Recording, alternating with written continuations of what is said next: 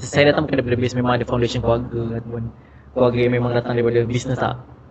Kita bukan itu. Kita, bapa saya seorang berkebun, mak saya seorang suri rumah, 8 adik-beradik, anak nombor 5, 4 lelaki 4 perempuan. So that's how my history, my family lah.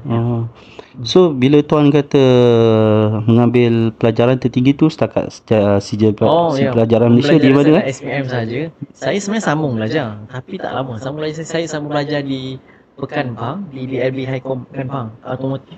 Tapi that time sampai SEM 3 sahaja.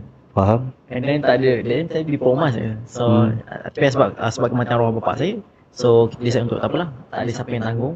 So saya stop sampai SEM 3. I think lebih kurang dalam, sebab saya pendek, saya satu SEM lebih kurang dalam 5 bulan. So saya berhenti, saya sambung balik ke rumah mak saya. So that time apa saya boleh buat, saya pergi pasar lah. Sebelum saya berniaga apa saya berniaga, saya seorang budak pasar.